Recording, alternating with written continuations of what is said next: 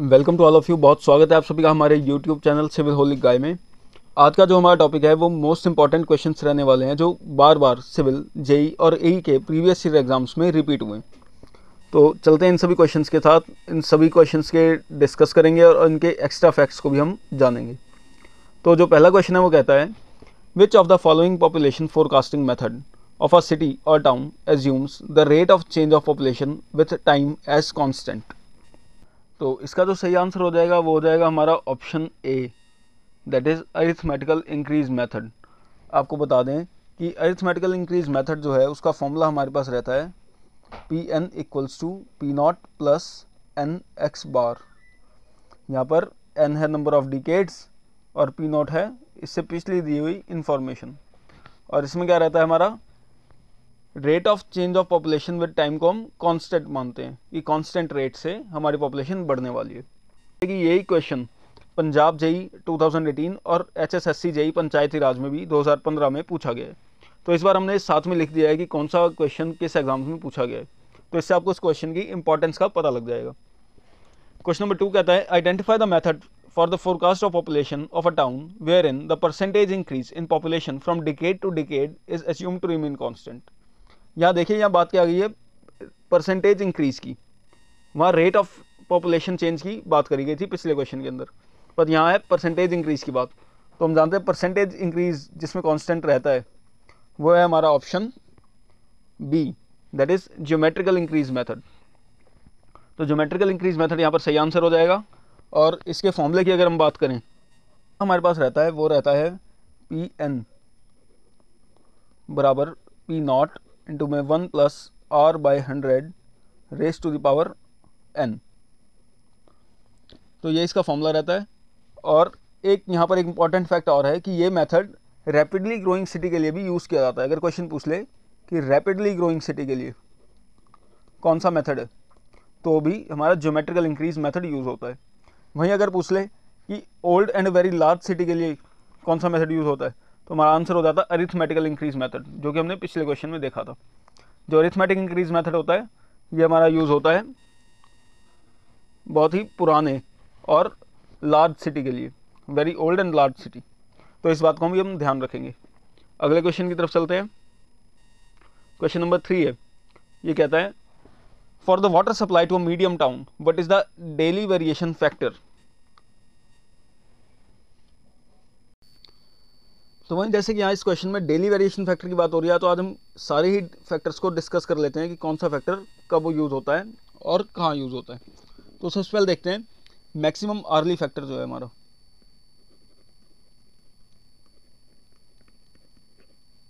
ये बराबर होता है 1.5 टाइम्स ऑफ एवरेज आर्ली के।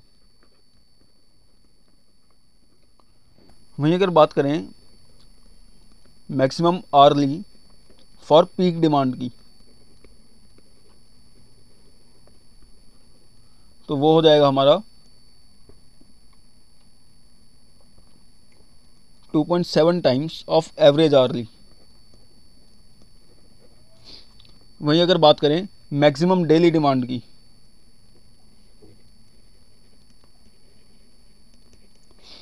तो ये हमारा हो जाता है 1.8 times of annual average daily की।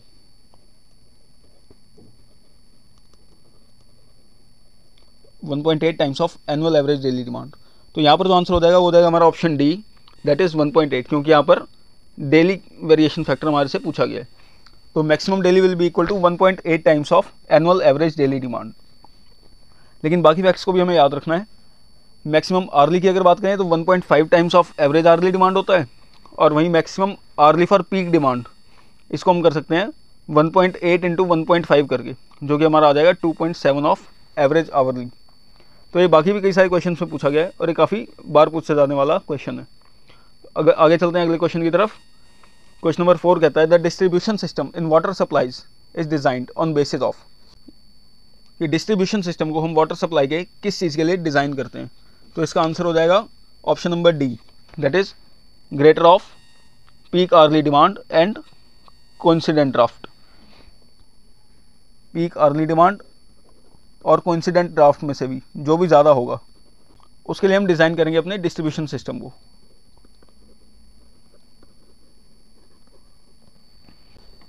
क्वेश्चन नंबर 5 कहता है, if the annual average daily water consumption of a city is 48,000 metre cube, the maximum hourly demand in cumecs per hour will B.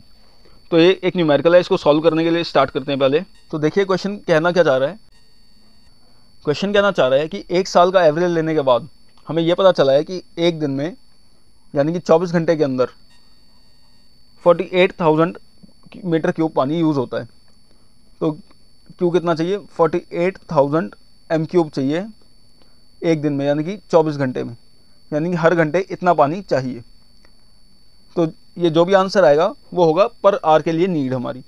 लेकिन हमने पिछले क्वेश्चन में ही देखा है कि हमें उस नीड को सप्लाई नहीं करना होता, हमें उससे कुछ ज़्यादा सप्लाई करना पड़ेगा। फॉर एग्ज़ाम्पल, मान लीजिए कोई पर्सन ए है, उसको हर दिन 24 लीटर पानी लग रहा है। तो क्या अगर हम हर घंटे पाइपलाइन से 1-1 लीटर पानी भेजेंगे तो ये नीड पूरी हो जाएगी? जी हाँ, बिल्कुल, उसकी 24 लीटर पानी की नीड पूरी हो जाएगी। लेकिन सुबह के टाइम जब उसे ऑफिस जाना है तैयार होकर, उस समय उसे 10 लीटर पानी लग रहा है, और अगर हमने 1-1 लीटर हर घंटा पानी पाइपलाइन से उसको घर भेजा तो उसकी नीड पूरी हो ही नहीं पाएगी। तो ये कॉन्सेप्ट हमारा गलत हो जाएगा, हर घंटे 1-1 लीटर पानी भेजने वाला। तो सुबह के टाइम क्योंकि नीड ज़्यादा है तो हमें पाइपलाइन में उसी हिसाब से बढ़ाकर पानी भेजना पड़ेगा।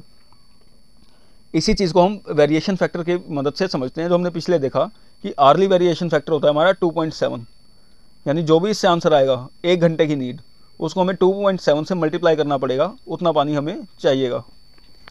उसके लिए हम डिज़ाइन भी करते हैं। तो यहाँ इसको सॉल्व करके देख लेते हैं क्या आंसर आता है हमारा।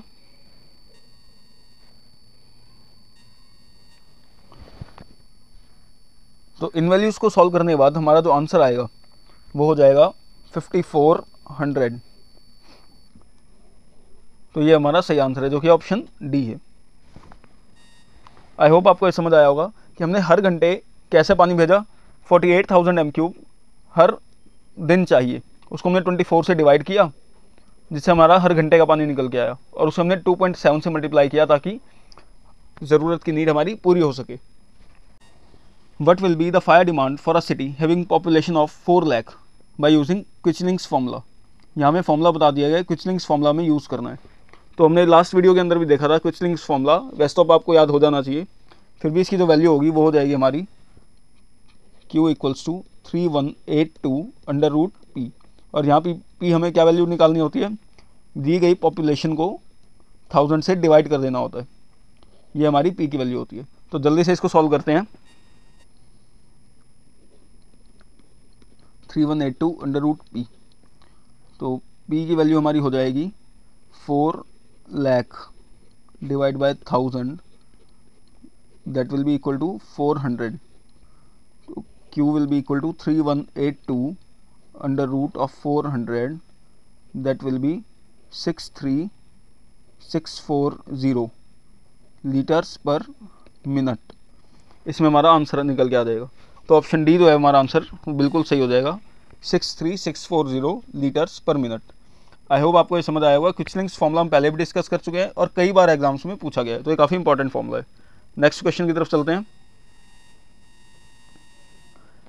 एज पर IAS, एक्चुअली ये हम प्रिंटिंग मिस्टेक है, ये IAS नहीं है, यहाँ IS है, IS होगा। IS 1172/1993 the industrial water demand per capita per day in litres is. तो ये हमें याद होना चाहिए, इंडस्ट्रियल वाटर डिमांड हम option B 40 litres per day LPCD लेते हैं, that is 40 LPCD। Next question देख, as compare to shallow wells deep wells have, तो इसका आंसर हो जाएगा option C, that is more discharge. As compare to shallow wells deep wells का discharge ज़्यादा होता है, तो ऑप्शन सी हमारा सही आंसर हो जाएगा। क्वेश्चन नंबर 9 देखेंगे, the maximum discharge of tubewell is about. Tubewell का जो मैक्सिमम डिस्चार्ज होता है वो कितना होता है, तो इसका आंसर है 50 लीटर्स पर सेकेंड। इससे ज़्यादा हमारा ट्यूबवेल्स का डिस्चार्ज जनरली नहीं मिलता, और एक्चुअली में तो इतना भी बड़ी मुश्किल से ही मिलता है। तो 50 लीटर्स पर सेकेंड ये हमारा ट्यूबवेल्स का मैक्सिमम डिस्चार्ज है, इसको हम याद रखेंगे। क्वेश्चन नंबर 10 देखते हैं, for the least effect on water table the location of tube wells should be done in every. यानी कि वाटर टेबल पे इफेक्ट ना पड़े, इसके लिए हमें ट्यूबवेल्स को कितनी दूरी पर लगाना चाहिए या कितने एरिया में कितने ट्यूबवेल्स लगाने चाहिए। तो इसका जो सही आंसर हो जाएगा वो हो जाएगा option C, that is 1.5 square kilometre में। हर 1.5 किलोमीटर एरिया के अंदर हमें एक ट्यूबवेल लगाना चाहिए। इससे हमारे वाटर टेबल पे इफेक्ट नहीं कम पड़ेगा। हमारा क्वेश्चन नंबर 11 कहता है कि water supply scheme has to be designed for a city having population of 1 lakh people. If the average consumption is 250 LPCD then estimate average daily draft is. तो ये तो बहुत ही सिंपल सवाल है, इसके लिए हमें सिर्फ मैथमेटिकल कैलकुलेशन चाहिए। तो average daily draft is equal to average consumption, कितना एवरेज कंज्यूम हुआ, इनटू पॉपुलेशन, कितने लोगों ने उसे कंज्यूम किया। तो ये हमारे पास वैल्यूज़ हैं दोनों ही।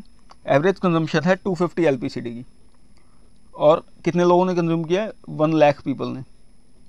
इतने लीटर हमें डेली पानी चाहिए, लीटर्स पर डे।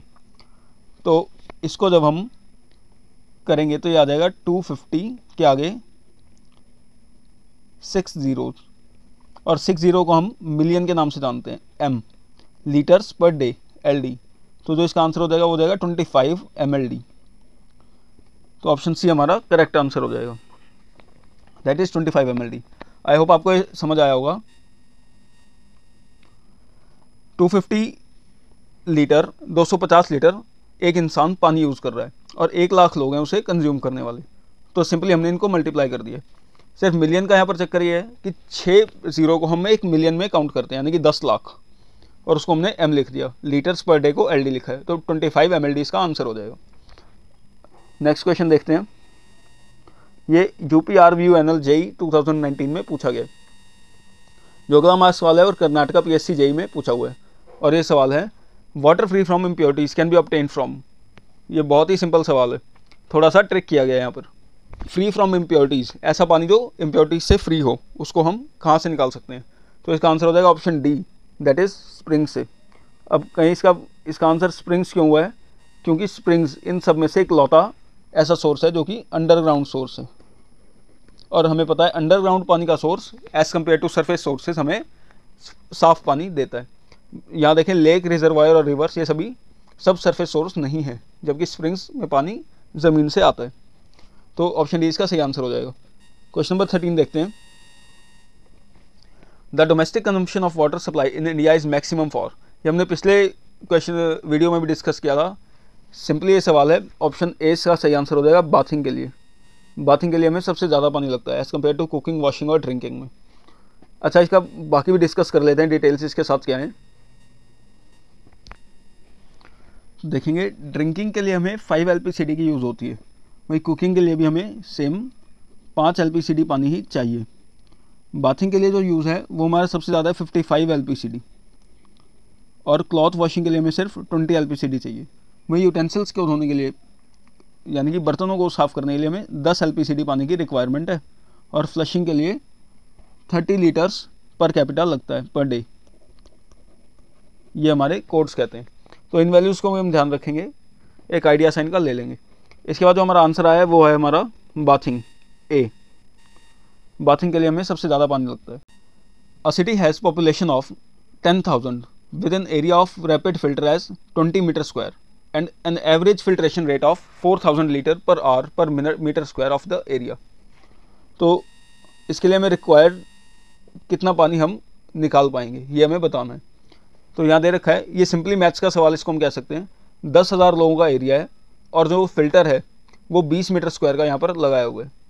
जो फिल्ट्रेशन रेट है, यानी फ़िल्टर की कैपेसिटी हमें दे रखी है कि 1 घंटे में 1 मीटर स्क्वायर जो है हमारा फिल्टर का एरिया, वो 4000 लीटर निकालता है पानी।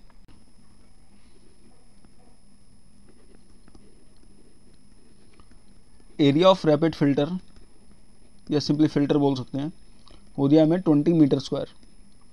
इसके बाद रेट ऑफ फिल्ट्रेशन की बात करें, रेट ऑफ फिल्ट्रेशन है 4000 लीटर्स पर आवर पर मीटर स्क्वायर। वही पॉपुलेशन है हमारे पास 10,000। अच्छा, रेट ऑफ डिमांड इस हिसाब से क्या हो जाएगा, 10,000 लोग ले रहे हैं कितना पानी, 4000 लीटर क्लियर हुआ 1 घंटे में, और 24 घंटे तक ये फिल्टर चला है। 1 मीटर स्क्वायर के लिए, और वहीं ऐसे ऐसे 20 फिल्टर्स लगाए हुए हैं, यानी कि ऐसा मान लें कि 20 मीटर स्क्वायर हमारे पास एरिया है, 4000 लीटर 1 मीटर स्क्वायर कर रहा है, और 20 मीटर और ऐसे ऐसे 20 मीटर स्क्वायर हमारे पास फिल्टर्स हैं, और 24 घंटे वो चलते हैं, और ये सब पानी जो भी निकलेगा यहाँ से वो कंज्यूम करेंगे सिर्फ 10,000 लोग। तो यहाँ से हमारा रेट ऑफ डिमांड निकल के आ जाएगा litres per head per day में। 3 जीरो यहाँ से ये कैंसिल हो जाएंगे इससे, और इस 20 के एक जीरो से ये वाला जीरो जाएगा, तो आंसर आ जाएगा 24 × 4 × 2, that will be equal to 192 litres per head per day, यानी एक पर्सन को 192 लीटर्स पानी यहाँ से हम दे पाएंगे। तो ये इसका आंसर था। क्वेश्चन की तरफ देखते हैं, और यहाँ हम देख रहे हैं 192 हमारा आंसर आया था, जो कि क्वेश्चन में से कोई भी यहाँ पर आंसर नहीं है, और इस क्वेश्चन के लिए आंसर स्टार मार्क है, यानी कि ये क्वेश्चन में सही आंसर दिया ही नहीं हुआ है। और इसके साथ साथ ये बता दें, ये क्वेश्चन एसएससी जेईई के अंदर पूछा गया है, और एसएससी ने इस क्वेश्चन को हटा दिया था, रिजेक्ट कर दिया था। तो अपना जो आंसर हो जाएगा वो हो जाएगा 192 litres per head per day. Commission ने इस क्वेश्चन को रिजेक्ट कर दिया था। अगला क्वेश्चन देखते हैं, question number 15। The ratio of maximum weekly water demand to average weekly water demand will be. ये हम पहले भी डिस्कस कर चुके हैं। इसका आंसर हो जाएगा हमारा ऑप्शन बी, दैट इज 1.48। ये हम पहले भी देख चुके हैं। फर्स्ट क्वेश्चन में हमने देखा था maximum monthly equals to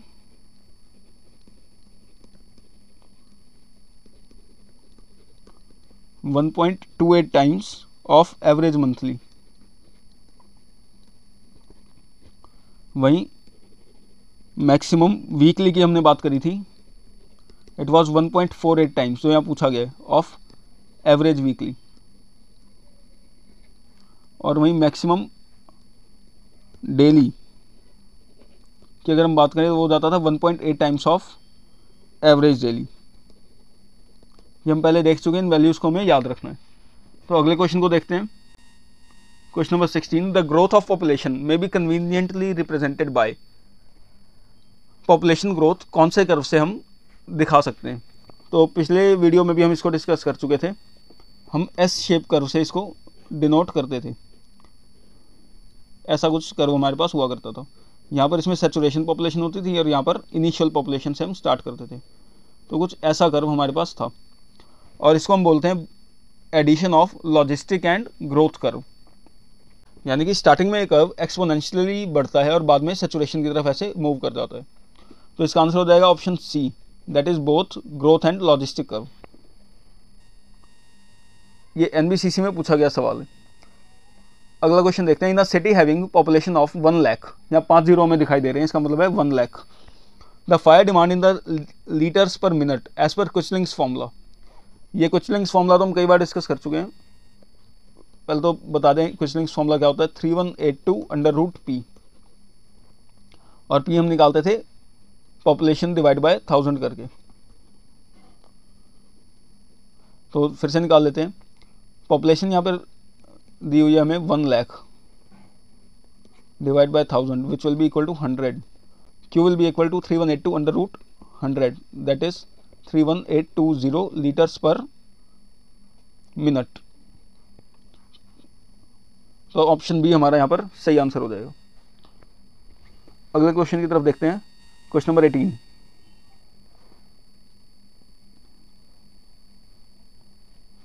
regarding the fire demand for city having population of 1 to 1,000 kilo litres of water required will be. अच्छा, आप देखेंगे पिछले सवाल और इस सवाल में कुछ फ़र्क है।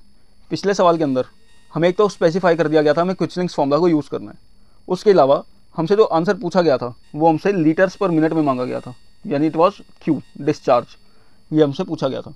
लेकिन इस क्वेश्चन के अंदर, क्वेश्चन नंबर 18 में हमसे कहा गया है किलो लीटर्स ऑफ वाटर में हमें पानी का बताना है कि कितने किलो लीटर पानी का लगेगा। तो इन दोनों ही कंडीशन से आप देख सकते हो कि इसमें जो फॉर्मूला यूज़ होगा वो होगा हमारा 100√p। तो इसको जल्दी से कर लेते हैं। p की वैल्यू फिर से निकाल लेंगे पहले, 1 to 1,000 divide by 1000, that is 121। तो इसको यहाँ पुट कर देते हैं, Q will be equal to 100 root of 121, that is 1100 kilolitres per minute. इसकी वैल्यू किलोलीटर्स पर मिनट में ही हमारे पास निकल के आती है। तो ऑप्शन सी जो है हमारे पास वो सही आंसर हो जाएगा, 1100। क्वेश्चन नंबर 19 को देखते हैं। Which of the following method is consider to be the best for any city whether old और new for forecasting the population. इसको हम देखते हैं, हम पहले भी बता चुका था कि अगर ओल्ड सिटी है तो उसके लिए जो हमारा आंसर हो जाता था वो हो जाता था अरिथमेटिक। वहीं रैपिडली ग्रोइंग सिटी के लिए ज्योमेट्रिक इंक्रीज हमारा मेथड हो जाता था। लेकिन यहाँ अगर कह दिया जाए कि कोई भी सिटी हो, चाहे वो पुरानी हो चाहे नहीं, तो उसके लिए जो हमारा आंसर हो जाएगा वो हो जाएगा option C, that is incremental increase method. तो यहाँ ऑप्शन से देख के हम आंसर बता सकते थे, क्योंकि पुरानी सिटी के लिए, ओल्ड सिटी के लिए हमारा मेथड क्या है, arithmetic increase, old and large के लिए। वहीं ज्योमेट्रिकल इंक्रीज मेथड किसके लिए है, न्यू या फिर रैपिडली ग्रोइंग सिटी के लिए, जल्दी से बढ़ने वाली अगर हमारी सिटी है तो। और अगर हमें कोई भी सिटी बता दिया जाए इधर ओल्ड और न्यू, तो उसके लिए जो हमारा आंसर हो जाएगा वो हो जाएगा option C, that is incremental increase method. Question number 20 देखते हैं। The coincident draft is, coincident draft होता है, यहाँ थोड़ा सा ट्रिक किया गया क्वेश्चन को, क्या है जो हमारा कोइंसिडेंट ड्राफ्ट होता है वो हमारा होता है मैक्सिमम डेली डिमांड। एक दिन में कितनी मैक्सिमम डिमांड आ सकती है वो, प्लस फायर डिमांड, कि अगर शहर में कोई फायर लगती है तो उसके लिए भी हमें पानी भेजना है। और इसी के लिए हम अपने डिस्ट्रीब्यूशन मीन्स को या डिस्ट्रीब्यूशन सिस्टम को हम डिज़ाइन करते हैं। तो इसके लिए जो आंसर होता है वो होता है actually maximum daily demand plus fire demand. But यहाँ पर हमारा जो ऑप्शन है वो आप चारों ऑप्शन देख सकते हैं। ऑप्शन नंबर 1 कह रहा है average daily demand plus fire demand, तो यहाँ पर बच्चे कंफ्यूज हो जाते हैं, तो ये हमारा ऑप्शन नहीं है सही। अगला है हमारा 1.5 times of average daily plus fire minus fire demand, तो ये तो बिल्कुल हो ही नहीं सकता, क्योंकि फायर डिमांड को हमें सब्ट्रैक्ट नहीं ऐड करना है। ऑप्शन 3 जो है वो है 1.5 times of average daily demand plus fire demand. यहाँ पर ये ऑप्शन भी सही नहीं है, बल्कि फोर्थ ऑप्शन सही है। अच्छा, क्यों सही है, क्योंकि ये हम पहले भी देख चुके हैं वेरिएशन फैक्टर के थ्रू। जो हमारा मैक्सिमम डेली डिमांड होता है it is 1.8 times of average daily.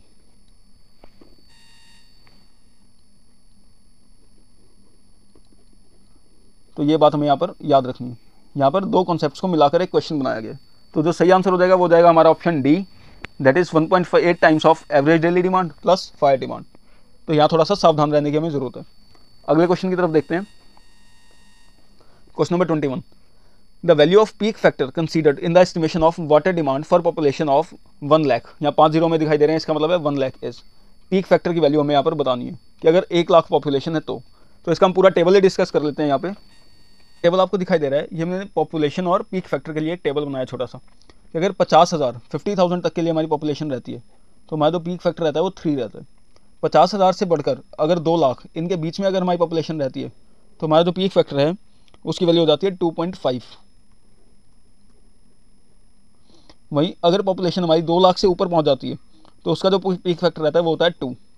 तो ये 3 वैल्यूज़ को हमें याद रखना है कि पॉपुलेशन दी हुई हो 50,000 तक तो पीक फैक्टर हो जाएगा 3, 50,000 एक से लेके 2 लाख तक की पॉपुलेशन के लिए पीक फैक्टर हो जाएगा 2.5, और 2 लाख से अबव अगर हमारी पॉपुलेशन है तो पीक फैक्टर की वैल्यू हो जाएगी 2।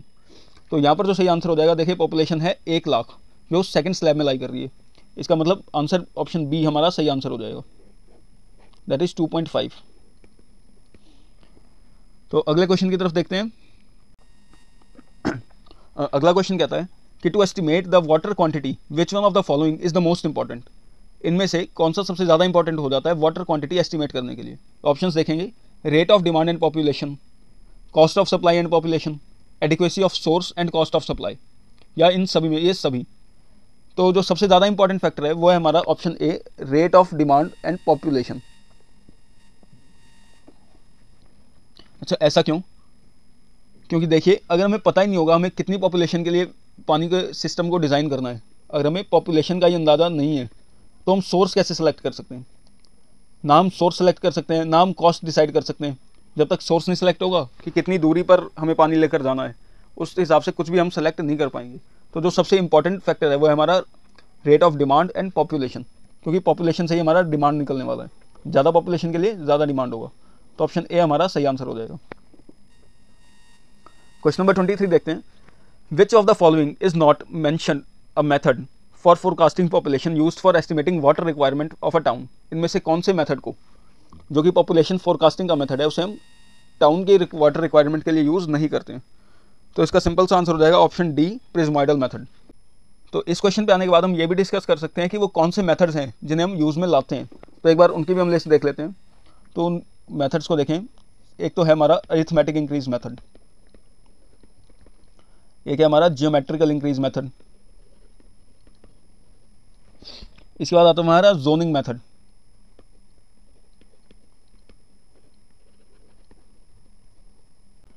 फोर्थ है हमारा इंक्रीमेंटल इंक्रीज मेथड, फोर्थ है हमारा इंक्रीमेंटल इंक्रीज मेथड। इसमें हम इंक्रीमेंट पे इंक्रीमेंट कितना हुआ उसको हम देखते हैं पॉपुलेशन के अंदर। फिफ्थ मेथड है हमारा decreasing rate of growth method, decreasing rate of growth.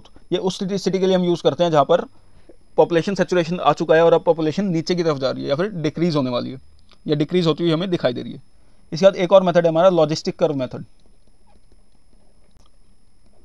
तो ये सब मेथड्स हम यूज़ करते हैं पॉपुलेशन फोरकास्टिंग के अंदर। जबकि जो प्रिज्मोइडल मेथड है ये है क्या, इसकी बात करते हैं। तो एक्चुअली में प्रिज्मोइडल मेथड, हम इस मेथड का तो नाम है प्रिज्मोइडल, बट ये पॉपुलेशन फोरकास्टिंग में यूज़ ना होकर ये अर्थवर्क एस्टिमेशन के अंदर यूज़ होता है, जब हम अर्थवर्क की कैलकुलेशन करते हैं। तो ये हमारा ऑड वन आउट है, option D will be the correct answer. अगले क्वेश्चन की तरफ चलते हैं। Question number 24, using the Kuichling's formula determine the water demand for a city with population of 144,000। ये हमें वैल्यू दी हुई है। आप देखेंगे क्विस्लिंग्स फॉर्मूला के इतने सवाल हैं और हर बार ये एग्जाम में पूछा जा रहा है, तो काफ़ी इंपॉर्टेंट फॉर्मूला और काफ़ी इंपॉर्टेंट सवाल यहाँ से बनते हैं। और देखिए DSSB दिल्ली का सवाल है, JEE 2019 में ये पूछा गया है। तो देखते हैं क्या फॉर्मूला है। अब तक तो आपको ये रट गया होगा फॉर्मूला, Q = 3182/√P। वहीं P की वैल्यू पहले निकाल लेते हैं, 144,000 और यहाँ हम 000 से इसको डिवाइड कर देंगे तो आ जाएगा 144। तो Q हमारा हो जाएगा 3182/144, दैट इज 12 × 3182।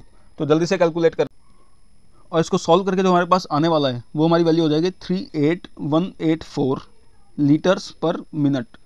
लेकिन यहाँ छोटा सा एक पेज यहाँ फंसता है कि हमारे पास जो आंसर है वो क्यूमैक्स में दिया हुआ है, हमें लीटर्स पर मिनट में नहीं।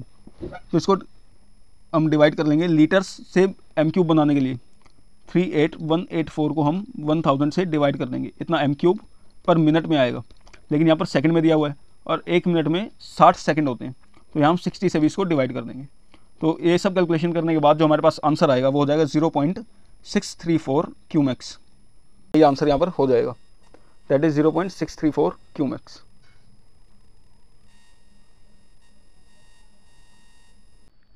तो गाड़ी आगे बढ़ाई जाए। अब क्वेश्चन नंबर 25 क्या कहता है, देखिए, विच of the following is not a type of variation in demand. इनमें से कौन सा डिमांड के टाइप का वेरिएशन, इनमें से कौन सा वेरिएशन इन डिमांड का टाइप नहीं है। देखिए हमने सारे वेरिएशन हम देख ही चुके हैं। एक है डेली वेरिएशन, ये हम देखते हैं होता है। मंथली वेरिएशन होता है जी, आर्ली वेरिएशन भी होता है। बस एक सीजनल वेरिएशन है जो ऑड वन आउट है, यहाँ पर होता नहीं है। हमने कभी सीजनल वेरिएशन ऑफ डिमांड नहीं देखा है। तो क्वेश्चन नंबर 25 का आंसर हो जाएगा ऑप्शन सी। आगे चलते हैं। Question number 26, which one of the following methods of population forecasting considered population density for calculating future population. वैसे तो हम देख चुके हैं सारे ही मेथड्स कौन कौन से थे, हमने सबके नाम देख लिए। थोड़ा देखें, एक रेशियो मेथड, मास्टर प्लान और जोनिंग मेथड, लॉजिस्टिक कर्व या अरिथमेटिक मीन मेथड। तो इनमें से जो ऑप्शन बी है मास्टर प्लान या जोनिंग मेथड, इसमें हम पॉपुलेशन की डेंसिटी को कंसीडर करते हैं। तो क्वेश्चन नंबर 26 का आंसर हो जाएगा बी।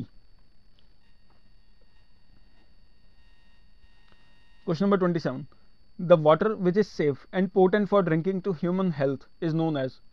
इसका सही आंसर है option C, that is wholesome water. ये इसका सही आंसर हो जाएगा। ऐसा पानी जो पीने योग्य है हमारे, उसे हम होलसम वाटर के नाम से जानते हैं। तो क्वेश्चन नंबर 28 की तरफ बढ़ते हैं। Which of the following factors has the maximum effect on figure of per capita demand of water supply of a given town. इनमें से कौन सा सबसे ज़्यादा इफेक्ट डालता है हमारी पर कैपिटा डिमांड को। तो देखें पहले ऑप्शन क्या क्या है। ऑप्शन है method of charging of consumption. मुझे नहीं लगता कि मेथड ऑफ चार्जिंग को ज़्यादा इफेक्ट डाल सकता है, क्योंकि हमने जितना यूज़ करना है पानी वो तो हम करना ही पड़ेगा, पानी चाहे कितना ही महंगा मिले। ऑप्शन बी है क्वालिटी ऑफ वाटर, ये भी इफ़ेक्ट करती है पर इतना ज़्यादा नहीं इफ़ेक्ट करती। वहीं सिस्टम ऑफ सप्लाई, ये भी काफ़ी हद तक इफ़ेक्ट करता है, बट इंडस्ट्रियल डिमांड जो है ये सबसे ज़्यादा इफ़ेक्ट कर सकती है किसी भी टाउन के वाटर डिमांड को, क्योंकि हो सकता है किसी टाउन के अंदर इंडस्ट्रीज़ बहुत ही कम है और ये भी हो सकता है किसी टाउन में इंडस्ट्रीज़ बहुत ही ज़्यादा हैं। तो ऑब्वियसली जिसमें इंडस्ट्रीज़ बहुत ज़्यादा हैं वहाँ पर जो हमारी इंडस्ट्रियल डिमांड है वो काफ़ी ज़्यादा रहने वाली है। और ये भी डिपेंड करता है कि कौन सी इंडस्ट्री है। फॉर एग्जांपल अगर पेपर मैन्युफैक्चरिंग या ऐसी कोई इंडस्ट्री है जो बहुत ज़्यादा कंजम्पशन करती है तो डिमांड हाईली वेरी करेगी। वहीं अगर कोई ऐसी इंडस्ट्री है जो वाटर काफ़ी कम कंज्यूम करती है तो वहाँ पर हमारी इंडस्ट्रियल डिमांड काफ़ी हद तक कम हो जाएगी, जो कि बहुत बड़ा इफेक्ट होगा हमारी सप्लाई के ऊपर। तो इसका सही ऑप्शन हो जाएगा ऑप्शन डी। क्वेश्चन नंबर 29 देखते हैं। Water demand for public as compare to total demand kept in design for water works for a city is, यानी कि पब्लिक के लिए कितना वाटर डिमांड का क्राइटेरिया हम रखते हैं, कितने परसेंट का। तो इसका सही आंसर हो जाएगा that is option number D, that is 5%। हम पब्लिक के लिए जनरली 5% का क्राइटेरिया रखते हैं कि पब्लिक यूज़ में, पार्क्स में, गार्डनिंग और इन सब चीज़ों में, पब्लिक प्लेसेस पर 5% पानी हमारा लग जाएगा। तो ऑप्शन डी इसका सही आंसर है। देख लेते हैं जो हमारा डोमेस्टिक वाटर डिमांड है, हम इसका क्राइटेरिया क्या रखते हैं। और हमारा जो हमारी डोमेस्टिक वाटर डिमांड है इसको हम जनरली 50 से 60% के आसपास रखते हैं। और वहीं तो पब्लिक का है ये हम डिस्कस कर ही चुके हैं, इसको हम 5% रखते हैं। 15% हम लॉसेज और थेफ्ट के अंदर रखते थे, ये हम पहले पिछले वीडियो में देख चुके थे, लॉसेज और थेफ्ट के लिए। तो आगे चलते हैं क्वेश्चन नंबर 30 की तरफ। यहाँ पर थोड़ा सा मिसप्रिंट है, ये क्वेश्चन नंबर 29 है, यहाँ पर क्वेश्चन नंबर 30 है। Population forecasting method best suited when the growth rate is having a decreasing trend and the city is heading towards saturation। ये हमने पहले भी देखा था, पिछले क्वेश्चन के अंदर फैक्ट डिस्कस करते टाइम हम देख चुके थे, जब किसी सिटी का सेचुरेशन आने वाला हो या फिर पॉपुलेशन डिक्रीज कर रही हो उस टाइम पे हम decreasing rate of growth method को प्रेफर करते हैं। तो ऑप्शन डी यहाँ पर हमारा बिल्कुल सही आंसर हो जाएगा। वही आपको याद हो अरिथमेटिक इंक्रीज मेथड हम कम यूज़ करते थे जब हमारी ओल्ड सिटी हुआ करती थी और लार्ज सिटी होती थी, उस केस में हम अरिथमेटिक इंक्रीज यूज़ करते थे। वहीं न्यू सिटी के लिए या फिर रैपिडली ग्रोइंग सिटी के लिए हम ज्योमेट्रिक यूज़ करते थे। और अगर हमें पता ना हो कि कौन सी सिटी है इधर ओल्ड और न्यू, उस केस में हम इंक्रीमेंटल इंक्रीज मेथड यूज़ किया करते थे, that is incremental increase method. तो ये सब फैक्ट्स अपने को याद रखने हैं। और ये देखें कि इन सवालों में पूछा भी गया है केरला पीएससी और केपीएससी जेटीओ में 2020 में, तो ये क्वेश्चन इंपॉर्टेंट हो जाता है। आगे देखिए क्वेश्चन नंबर 31 की तरफ। The prescribed water consumption for restaurant is, एक रेस्टोरेंट के लिए कितनी कंजम्पशन हम देखते हैं। तो इसका आंसर हो जाएगा option number C, that is 70 litres per day. Actually में यहाँ पर एक छोटा सा पेंच हो रहा है, यहाँ पर जो आंसर है ऑप्शन सी हम लगा रहे हैं 70, बट एक्चुअली में जो वैल्यू है वो है 75। लगे हाथ कुछ और फैक्ट्स को भी हम देख लेते हैं। रेस्टोरेंट के लिए एक्चुअल वैल्यू जो दी गई है वो 75 पर सीट है, 75 लीटर्स पर सीट। वहीं ऑफिस के लिए ये 45 हो जाता है पर हेड, यानी एक लोग के ऊपर, एक इंसान के ऊपर 45 हो जाता है। वहीं हॉस्पिटल्स के लिए, ये कई बार हॉस्पिटल्स के लिए आया हुआ है, इसके लिए पूछ लेते हैं। अगर हॉस्पिटल के अंदर number of beds less than 100 है तो अलग क्राइटेरिया रहता है, और बेड अगर मोर देन 100 है तो अलग क्राइटेरिया रहता है। लेस देन 100 के लिए यहाँ पर 340 हम लेते हैं, जनरली 340 एलपीसीडी, और यहाँ पर हम 450 एलपीसीडी काउंट करते हैं अगर बेड 100 से ज़्यादा है तो। अच्छा, इसके साथ ही इसमें वॉशिंग वगैरह सब कुछ इंक्लूड है हॉस्पिटल का, वॉशिंग ऑफ क्लोथ्स सब कुछ। अच्छा, तो ये डाटा भी हमें याद रखना है। इसके अलावा हम स्कूल, सिनेमा वगैरह के लिए भी देख सकते हैं। सिनेमा के लिए 15 पर हेड होता है, 15 लीटर पर सीट।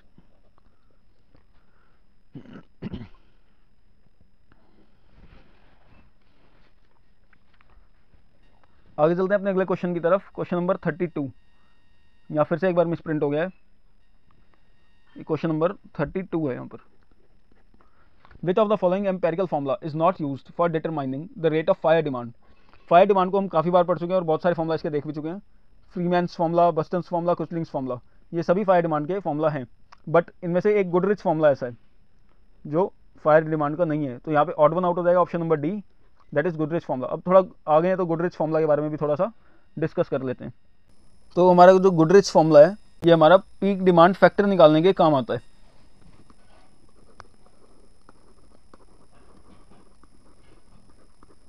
जो हमने 1.28, 1.4 वीकली और डेली और आर्ली फैक्टर्स निकाले थे वो इसी गुडरिच फॉर्मूला के थ्रू निकलते हैं। देख लेते हैं गुडरिच फॉर्मूला है क्या। P equals to 180 T raise to the power minus 0.1, ये हमारा गुडरिच फॉर्मूला है। इसमें हम टाइम की वैल्यू, टी यहाँ पर टाइम है और टाइम की वैल्यू हम इनपुट करते जाते हैं और हमें पीक फैक्टर पी हमें मिलता जाता है। तो आई होप बाकी सब फॉर्मूला, कुतलिंग्स फॉर्मूला तो हम काफ़ी बार यूज़ कर चुके हैं, बस्टन्स और फ्रीमैन्स फॉर्मूला भी हम देख चुके हैं अपने पिछले वीडियोस के अंदर। तो होप आप सबको ये अंडरस्टैंड समझ आया होगा। लास्ट में thanks for watching the video. If you like the contents and efforts, then please like the video, subscribe the channel and share with your friends and juniors or seniors also. Thank you.